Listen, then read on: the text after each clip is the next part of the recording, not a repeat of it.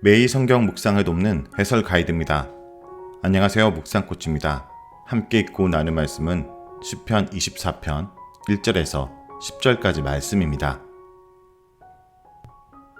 하나님이 그의 선택하신 도성 예루살렘에 들어오심으로 시인은 하나님이 창조주 되시며 영광의 왕이심을 밝히고 그 앞에 나아갈 자들에게 그를 맞이할 자격을 갖추라고 말합니다. 시인은 능력의 왕이신 하나님을 찬양합니다. 1절에서 2절이 있겠습니다. 땅과 거기에 충만한 것과 세계와 그 가운데 사는 자들은 다 여호와의 것이로다. 여호와께서 그 터를 바다 위에 세우시며 강들 위에 건설하셨도다. 시인은 하나님이 창조주이심을 찬양하며 시를 시작합니다. 땅과 세계 그리고 그 안에 있는 인간을 포함한 모든 만물이 하나님의 창조 작품이며 하나님의 소유라고 선포합니다. 이 선포는 하나님이 우주의 창조주라는 것만 말하는 것이 아니라 그 창조주가 그의 피조 세계를 주권적으로 통치하는 주인이자 왕이라는 뜻을 내포하고 있습니다. 다음은 3절에서 6절에 있겠습니다.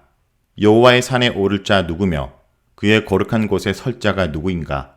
곧 손이 깨끗하며 마음이 청결하며 뜻을 허탄한 데 두지 아니하며 거짓 맹세하지 아니하는 자로다. 그는 여호와께 복을 받고 구원의 하나님께 공의를 얻으리니 이는 여호와를 찾는 족속이요 야곱의 하나님의 얼굴을 구하는 자로다. 3절은 하나님의 산에 오를 자가 누구인가 질문합니다.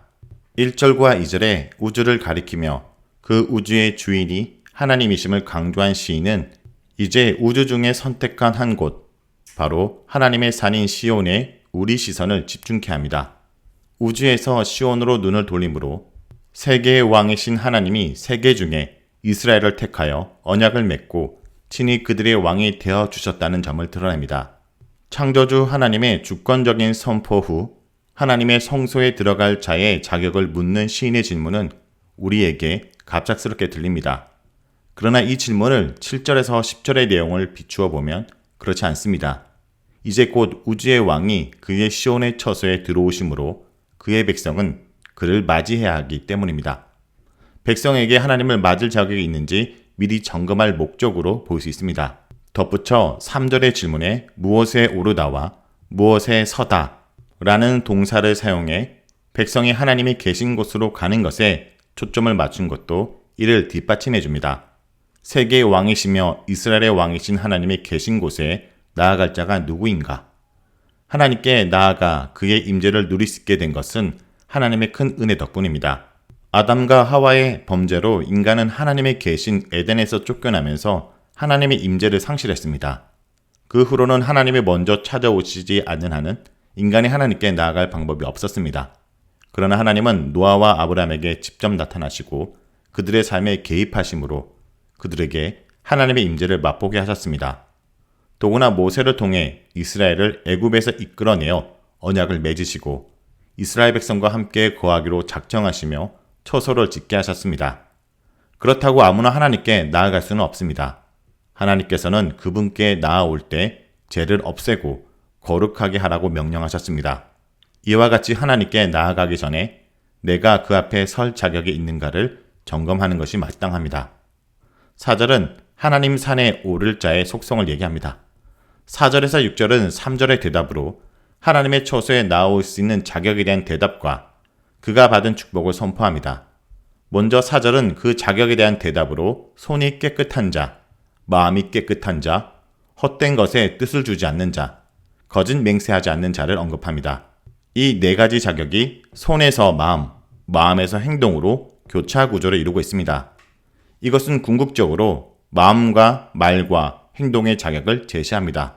결과적으로 손에서 마음으로 가는 부분은 하나님께 나아갈 자가 해야 하는 일로 손으로 하는 일과 마음의 정결을 제시하고 마음에서 입으로 진행되는 부분은 하나님께 나아갈 자가 해서는 안 되는 일로 마음과 말에 있어서 우상과 같은 헛된 것에 맹세하지 말 것을 제시합니다.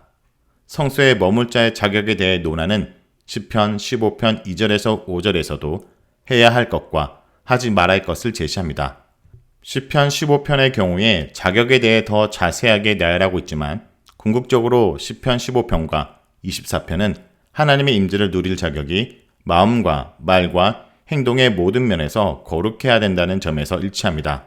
이는 또한 레위기에서 말하는 정한 것과 부정한 것을 구별하는 것과도 일맥상통합니다.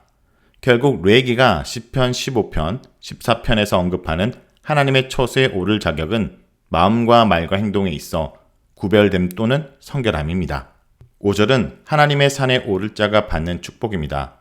하나님의 임재 앞에 올 수 있는 조건으로 성결한 삶을 제시한 시인은 곧바로 그런 자에게 하나님의 복과 의가 선물로 준비되어 있다라고 말합니다. 하나님의 임재를 누리는 것만으로도 감사한데 여기에 하나님의 축복까지 따라옵니다. 이 하나님의 축복으로 제시된 사항은 하나님의 성품과 하나님이 가장 귀하게 여기는 것이 어디 있는지를 자명하게 보여줍니다. 하나님이 가장 높게 여기는 축복은 인간이 바라는 부귀영화나 건강, 지식이 아니라 하나님의 성품이 그대로 드러나는 의입니다. 이때 구원의 하나님께 의를 얻는다라는 표현이 나와 의와 구원이 짝을 이루는데 이는 구원이라는 하나님의 행위에 나타내는 것이 바로 하나님의 의이기 때문입니다.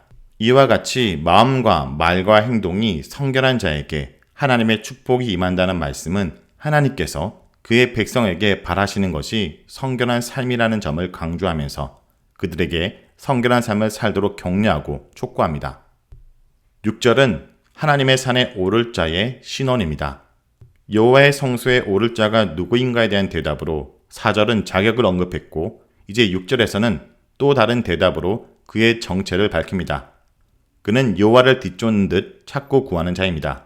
이들은 하나님을 갈망하며 성전으로 올라오는 자이므로 하나님과 교제의 장인 예배를 드리길 원하는 자들로 이해할 수 있습니다.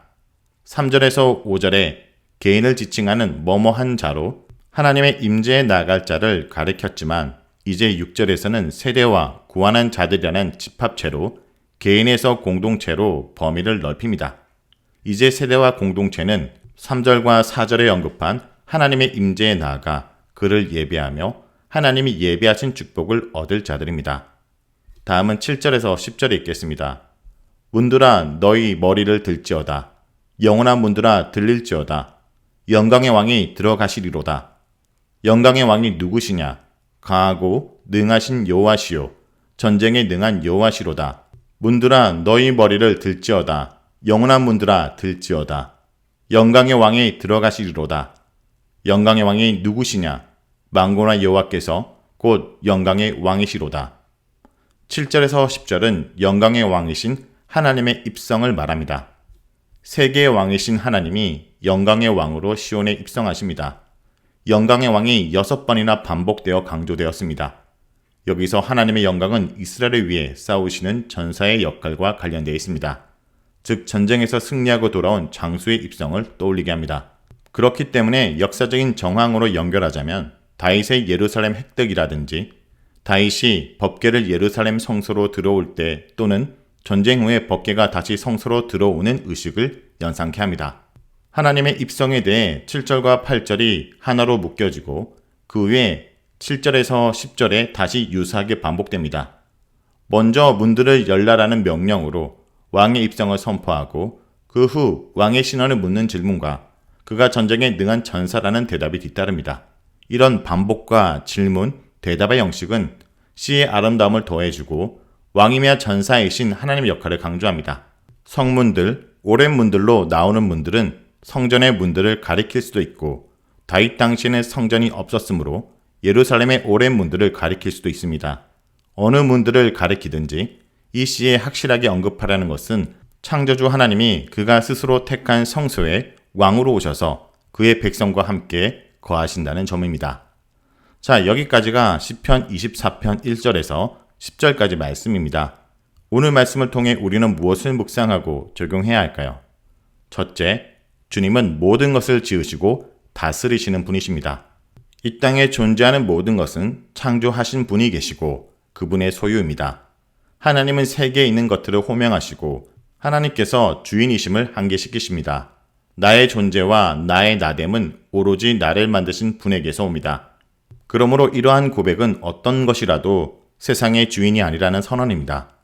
하나님이 아닌 어떤 것이 주인 노릇하고 거기에 내가 종속된다면 그것은 우상입니다.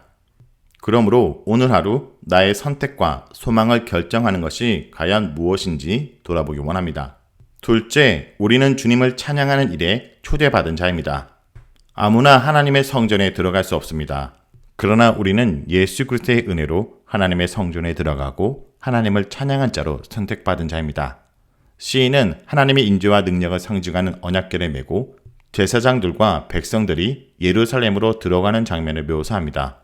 성전 문지기들이 영광의 왕이 누구시냐 하고 묻자 제사장들은 한 목소리로 강하고 능한 여호와시요 전쟁에 능한 여호와시로다 라고 대답합니다. 이스라엘의 왕은 여호와 한 분뿐이며 그는 자기 백성을 위해 싸우시는 강하고 능력 있는 전사이십니다. 악과 혼돈의 세력을 파하고 자기 백성을 위해 평화의 왕국을 건설해 주시는 분이십니다.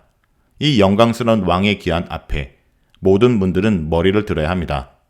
승전하신 왕으로 초소를 향해 들어가시는 분께 찬송과 경배를 드려야 됩니다. 이 승리를 하나님의 승리로 이끄신 분이 우리의 영원한 왕 예수 그리스도이십니다. 공중의 권세 잡은 자, 사망의 세력을 잡은 자를 부활의 승리로 이기시고 영원한 생명의 보좌에 오르신 분이 영광의 왕이십니다. 우리는 이 위대한 왕을 찬양하는 대열에 초대받은 자입니다. 그분을 소리 높여 즐거이 노래함이 우리의 힘입니다. 그러므로 오늘 하루도 그분을 찾아 얼굴을 구함이 승리의 길이라는 것을 잊지 않길 간절히 기도드립니다.